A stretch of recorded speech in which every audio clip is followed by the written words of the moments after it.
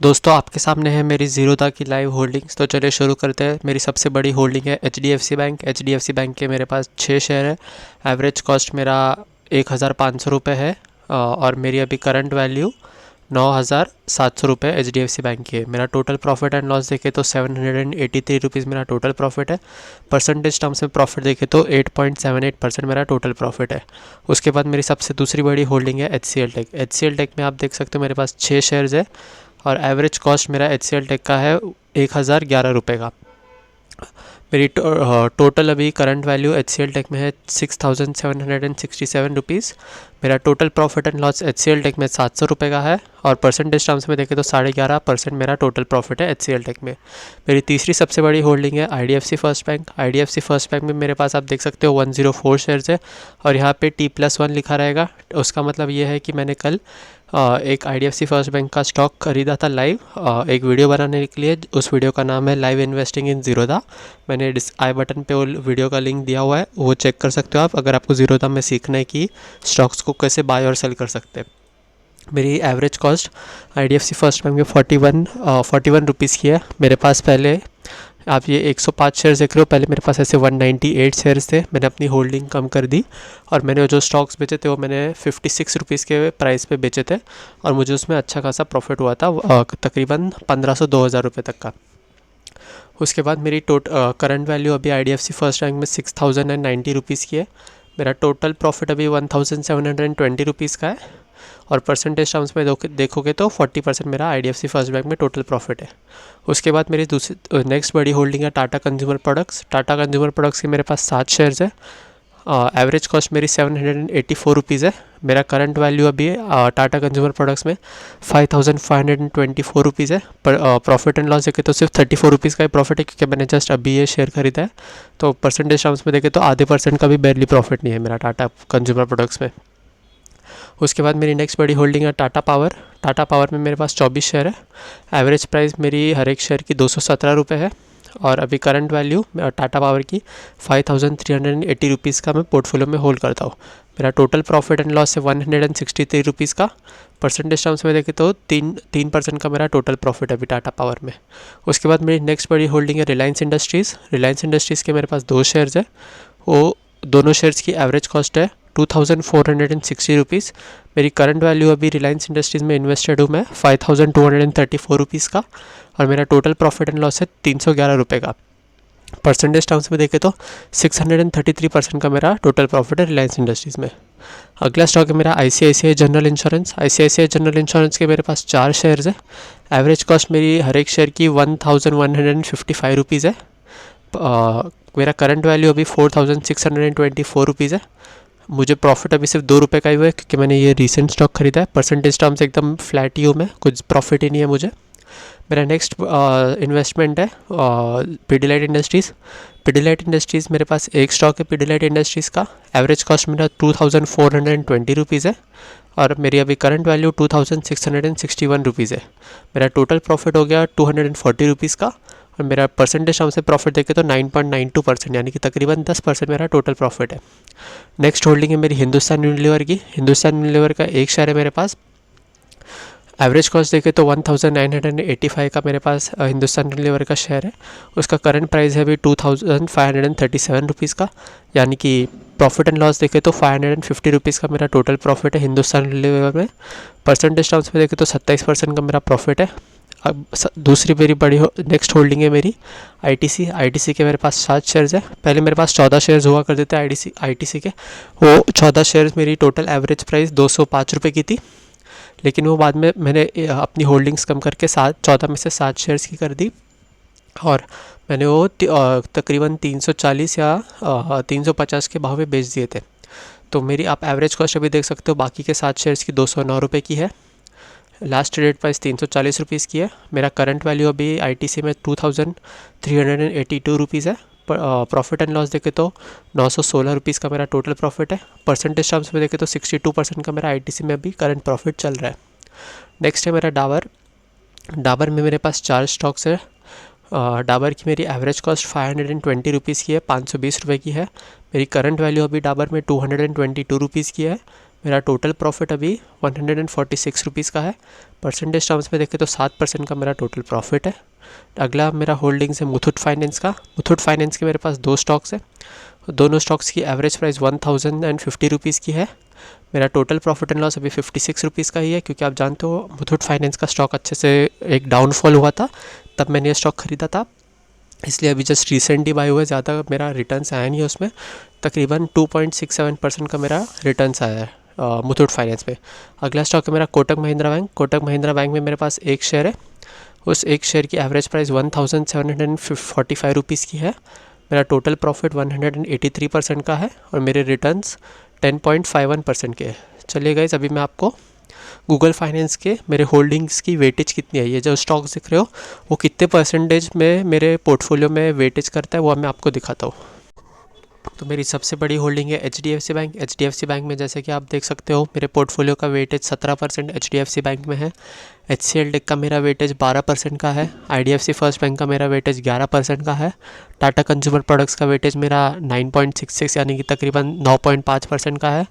Tata power का मेरा current weightage भी 9.5% का है। रिलायंस इंडस्ट्रीज़ का मेरा करंट वेटेज 9.14% यानी कि तकरीबन 9% का है। ICICI जनरल इंश्योरेंस का वेटेज 8% का है। हिंदुस्तान यूनिलीवर का वेटेज 4.5% का है। ITC का वेटेज 4% का है। पिडिलाइट इंडस्ट्रीज़ का वेटेज 4.5% का है। डाबर का वेटेज मेरा 3.9 तकरीबन 4% का है। मुथूट फाइनेंस का मेरा वेटेज 3.78% का है और कोटक महिंद्रा बैंक का वेटेज 3.37% का है। चलिए गाइस, मैं आपको अपनी गूगल शीट्स में दिखाता हूँ कि मेरा सेक्टर वाइज कितना वेटेज है सबका। दोस्तों, तो ये मेरी गूगल शीट्स है जो मैं काइट में होल्डिंग्स जो है मेरी ज़ीरोधा में, वो मैं गूगल शीट्स और गूगल फाइनेंस में ट्रैक करने के लिए यूज़ करता हूँ। तो आप देख सकते हो मेरी पोर्टफोलियो की कॉस्ट 45,622 रुपीज़ है और मेरे पोर्टफोलियो का करंट वैल्यू अभी 57,014 रुपीज़ का, यानी कि तकरीबन 57,000 का है। मैंने आज तक जो डिविडेंड कलेक्ट किया उसकी ये लिस्ट है। तो इसमें टोटल मैंने 460 रुपीज़ का मैंने आज तक टोटल डिविडेंड कलेक्ट किया है और मेरा एक्सपेक्टेड एनुअल डिविडेंड यानी कि हर साल मुझे 770 रुपये, मेरा 770 रुपीज़ मुझे टोटल डिविडेंड मिलेगा। तो मैं ये डिविडेंड का थोड़ा वैल्यू बढ़ाना चाहता हूँ, क्योंकि जब मैं एंड तक रिटायरमेंट की एज तक आऊँगा तब मुझे ज़्यादा डिविडेंड चाहिए। तो आप देख सकते हो मेरा टोटल प्रॉफिट एंड लॉस अभी 11,400 रुपीज़ का है और टोटल प्रॉफिट एंड लॉस मेरा परसेंटेज टर्म्स में देखें यानी कि रिटर्न्स देखें तो मुझे तकरीबन 25% का रिटर्न्स आया मुझे एक ही साल में। तो चलिए मैं अभी आपको सेक्टर वाइज दिखा देता हूँ कि मेरे कौन से कौन से सबसे ज़्यादा सेक्टर में मैं इन्वेस्टेड हूँ। तो दोस्तों, जैसे कि आप देख सकते हो मैं बैंकिंग सेक्टर में सबसे ज़्यादा इन्वेस्टेड हूँ। बैंकिंग सेक्टर में मैंने 34.5% का टोटल इन्वेस्टमेंट किया है। आप सब लोग सोच रहे होंगे कि इसने बैंकिंग में इतना क्यों इन्वेस्ट किया, क्योंकि गाइज मैं इंडिया के ग्रोथ का आउटलुक मेरे को बहुत पॉजिटिव लगता है। मुझे लगता है कि इंडिया अभी वर्ल्ड की सबसे दूसरी या तीसरी इकोनॉमी बन जाएगी। अभी जस्ट इंग्लैंड को उसने क्रॉस किया है और मुझे लगता है चाइना से भी ज़्यादा ऊपर अभी इंडिया की इकोनॉमी ग्रो करेगी। तो अगर इंडिया की इकोनॉमी को ग्रो करना है तो उसके लिए क्रेडिट ग्रोथ होना ज़्यादा ज़रूरी है। क्रेडिट ग्रोथ मतलब लोन्स देना, यानी कि ब्याज पे सब चीज़ें देना, उसका सबसे पहला रिलेशन आता है बैंकिंग सेक्टर से। तो अगर इंडिया को ग्रो करना है तो बैंकिंग सेक्टर को ग्रो करना ही होगा। इसलिए आप देख सकते हो मैं HDFC bank, IDFC first bank, Kotak Mahindra bank और मुथूट फाइनेंस में इन्वेस्टेड हूँ। मेरी सबसे दूसरी बड़ी होल्डिंग है FMCG मतलब फास्ट मूविंग कंज्यूमर गुड्स। उसमें मैं 22% इन्वेस्टेड हूँ। मेरा टोटल सेक्टर का वेटेज FMCG का 22% का है। आप जान सकते हो कि मैंने ITC, हिंदुस्तान यूनिलीवर, फिर डाबर, फिर डाबर के बाद टाटा कंज्यूमर प्रोडक्ट, तो ये सब स्टॉक्स में मैं इन्वेस्टेड हूँ। 2-3 स्टॉक्स डिफेंसिव है। एक स्टॉक ITC जो अंडर वैल्यूड था मुझे लगता था, तब मैंने इन्वेस्ट किया था और मुझे अच्छे खासे रिटर्न्स मिल गए। हिंदुस्तान यूनिलीवर एक डिफेंसिव सेक्टर आप गिन सकते हो, लेकिन टाटा कंज्यूमर प्रोडक्ट एक हाई ग्रोथ सेक्टर लग रहा है मुझे, क्योंकि आप रिसेंटली आपने न्यूज़ सुनी होगी कि उसने बिस्लेरी को अक्वायर किया है। फिर डाबर ने अभी रिसेंटली बादशाह मसाला को अक्वायर करने का प्रपोजल रखा है और बादशाह मसाला को अक्वायर करके वो स्पाइसेस में भी एंटर हो जाएगा। फिर आप देख सकते हो कि डाबर ने सबसे ज़्यादा आयुर्वेदिक और FMCG में सबसे ज़्यादा डाबर का सबसे ज़्यादा वेटेज और सबसे ज़्यादा प्रोडक्ट का वैल्यू है। आपको ये जान के हैरानी होगी, डाबर ही एक ऐसा कंपनी है जिसने अपने पूरे पोर्टफोलियो का जो 95% उसने मार्केट शेयर गेन किया है। उसका मतलब मैं आपको सिंपल भाषा में समझाऊँ तो अगर डाबर के पास 100 प्रोडक्ट्स है, ठीक है, 100 चीज़ें हैं बेचने के लिए, तो उसमें से 95% जो चीज़ें हैं उसने मार्केट शेयर गेन किया है दूसरे अनऑर्गेनाइज सेक्टर से, यानी कि उसने अपना मार्केट शेयर बढ़ाया है डाबर ने, और बाकी के 5% एकदम फ्लैट रहे, नेगेटिव में कुछ भी नहीं गया। इसलिए मैं एफएमसीजी के उसमें भी बहुत ज़्यादा पॉजिटिव आउटलुक रखता हूँ, क्योंकि जिसमें ग्रोथ हंगरी जो ग्रोथ ज़्यादा देते, जैसे कि अपना ये टाटा कंज्यूमर प्रोडक्ट्स हो गया, डाबर हो गया, और ब्रिटानिया हो गया, नेस्ले हो गया, तो ऐसे सब स्टॉक्स अच्छे हैं। और एक डिफेंसिव सेक्टर भी हो जाता है, क्योंकि थोड़ा बहुत तो स्टेबिलिटी चाहिए पोर्टफोलियो में। उसके बाद मेरी तीसरी सबसे बड़ी होल्डिंग है मेरी आईटी सेक्टर में। आईटी सेक्टर में आप एक ही स्टॉक है HCL टेक, जिसको मैं ओन करता हूँ। मेरे पास पहले TCS था। TCS मैंने 3,500 पे ख़रीदा था, और मैंने फिर बायबैक में एक ही शेयर था मेरे पास, 4,500 पे बेच दिया था। उसकी वजह से मुझे ITC में 1,000 रुपये का प्रॉफिट हुआ है डायरेक्ट। फिर आईटी सेक्टर में मुझे सिर्फ एक ही कंपनी अच्छी लगती है, HCL टेक। एकदम डार्क हॉर्स है और एकदम अंडर वैल्यूड स्टॉक है, और बहुत अच्छा ग्रोथ हंग्री है वो। उसके बाद पावर सेक्टर में मेरे पास एक ही स्टॉक है, टाटा पावर का। आप सब जानते हो कि अभी रिन्यूएबल एनर्जी, सोलर एनर्जी और विंड एनर्जी और हाइड्रो एनर्जी और हाइड्रो इलेक्ट्रिक एनर्जी पे फोकस कर रहे हैं टाटा पावर। और टाटा पावर के पास बहुत अच्छे अच्छे सोलर पावर प्लांट्स भी है। आप सब सोच रहे होंगे कि इसने अदानी को क्यों चूज़ नहीं किया। तो गाइस, अदानी को इसलिए चूज़ नहीं किया क्योंकि अदानी एक हाईली लेवरेज्ड कंपनी है, और मुझे उतना रिस्क नहीं लेना है अपने पोर्टफोलियो में। उसके बाद ऑयल सेक्टर में मैं 9.2% इन्वेस्टेड हूँ, यानी कि ऑयल सेक्टर में रिलायंस इंडस्ट्रीज़ की मेरी होल्डिंग है। उसके बाद मैं इंश्योरेंस सेक्टर में इन्वेस्टेड हूँ। इंश्योरेंस सेक्टर में मेरे पास ICICI जनरल इंश्योरेंस के शेयर्स है, यानी कि इंश्योरेंस सेक्टर मेरा 8% का वेटेज देता है। उसके बाद मैं केमिकल्स में 5.5% इन्वेस्टेड हूँ। ये वेटेज मेरा पिडिलाइट इंडस्ट्रीज़ से आता है। पिडिलाइट इंडस्ट्रीज़ में मैं इन्वेस्टेड हूँ, इसलिए मुझे इसमें 4.7% का मेरा केमिकल का वेटेज है। तो चलिए गाइस, अभी मैं आपको दिखाता हूँ कि मेरे वीकली और मंथली और डेली परफॉर्मेंस कैसा रहा है। तो आप देख सकते हो, ये 1 डे चार्ट पे मैंने क्लिक किया है, तो ये जो ब्लू लाइन दिख रही है आपको, ये मेरे स्टॉक पोर्टफोलियो जो मेरे होल्डिंग्स है वो सबका एवरेज मिला के ब्लू लाइन है ये। तो निफ्टी 50 पे अगर मैं क्लिक करता हूँ तो आप देख सकते हो कि 1 डे चार्ट पे मेरे पोर्टफोलियो ने अंडर परफॉर्म किया है एज़ कम्पेयर टू निफ्टी 50। फिर 5 डेज़ चार्ट में आप देखोगे तो 5 डेज़ चार्ट में ब्लू लाइन एंड में ऊपर आ रही है और येलो लाइन नीचे, यानी कि 5 डेज़ चार्ट में मेरे पोर्टफोलियो ने आउट परफॉर्म किया है। तो आप देख सकते हो मेरे पोर्टफोलियो ने 5 डेज़ पिछले 5 दिनों में, आज फ्राइडे है तो मंडे से फ्राइडे के बीच में मेरे पोर्टफोलियो ने 1.94% रिटर्न दिए है, और निफ्टी 50 ने 1.78% रिटर्न दिए। तो मेरे पोर्टफोलियो ने आउट परफॉर्म किया पिछले एक हफ्ते में। फिर पिछले एक महीने का चार्ट देखेंगे तो ऑफकोर्स निफ्टी 50 ने मेरे को आउट परफॉर्म किया है। आप ये 1 मंथ, 6 मंथ्स और 1 ईयर का चार्ट देख लो, कोई प्रॉब्लम नहीं है। लेकिन आप लॉन्ग टर्म पर्सपेक्टिव से सोचो कि मैं 5 साल के लिए, आप रिटर्न्स देखो बहुत अच्छे रहेंगे, और मैं लॉन्ग टर्म पोर्टफोलियो बिल्ड करने की सोच रहा हूँ, ऐसे शॉर्ट टर्म के लिए नहीं। तो इसलिए आपको सिर्फ ये शॉर्ट टर्म में चार्ट दिखा रहा हूँ 1 मंथ, 6 मंथ का, ताकि आपको तसल्ली हो। लेकिन मोस्टली 5 ईयर्स, 1 ईयर और 10 ईयर्स का ही चार्ट्स देखना ज़रूरी है। और मेरे स्टॉक पोर्टफोलियो ने निफ्टी 50 को बीट किया 10 साल में, 5 साल में, वो देखना ज़्यादा ज़रूरी है।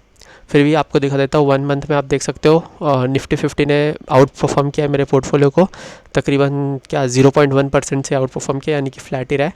पिछले 6 महीनों में आप देख सकते हो कि निफ्टी 50 ने अच्छा खासा आउट परफॉर्म किया मेरे स्टॉक पोर्टफोलियो को।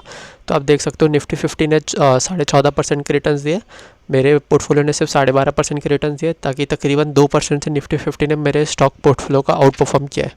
फिर पिछले 1 साल का चार्ट देख लो आप, 1 साल के चार्ट में बहुत ज़्यादा आउट परफॉर्मेंस आया है निफ्टी 50 का। तो पिछले 1 साल में निफ्टी 50 ने 8.73% के रिटर्न्स दिए, और मेरे स्टॉक पोर्टफोलियो ने सिर्फ 3.5% के रिटर्न्स दिए, यानी कि तकरीबन 5% का आउट परफॉर्मेंस निफ्टी 50 ने दिखाया है मेरे स्टॉक इन्वेस्टमेंट ग्रोथ पोर्टफोलियो से। लेकिन गाइस, अभी मेन चीज़ तो ये है, 5 साल के आप रिटर्न्स देख लीजिए। 5 साल में मेरे पोर्टफोलियो ने रिटर्न्स दिए हैं 92% के, और निफ्टी 50 ने सिर्फ 82% के रिटर्न्स दिए, यानी कि 5 साल में मेरा 10% का आउट परफॉर्मेंस है, यानी कि हर साल 2% का आउट परफॉर्मेंस मेरा निफ्टी 50 से रहा है।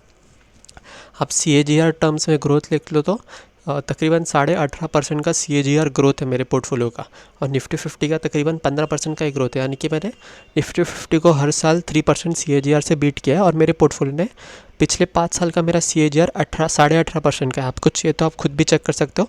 मेरे पोर्टफोलियो की करंट वैल्यू अभी 57,000 की है। तो गाइस, ऐसे ही वीडियोस को देखने के लिए लाइक और सब्सक्राइब कर दीजिए, जहां मैं हर टाइम अपने पोर्टफोलियो का वीकली, मंथली और ईयरली रिव्यू आपके सामने करूँगा, और लाइव इन्वेस्टमेंट जो मैं करता हूँ वो भी आपके सामने करूँगा, और आपको बताऊँगा कि मैंने कौन सा स्टॉक ख़रीदा है, क्यों ख़रीदा है और कब ख़रीदा है, और क्या थॉट प्रोसेस से ख़रीदा है। तो प्लीज़ गाइस, लाइक और सब्सक्राइब कर दीजिए।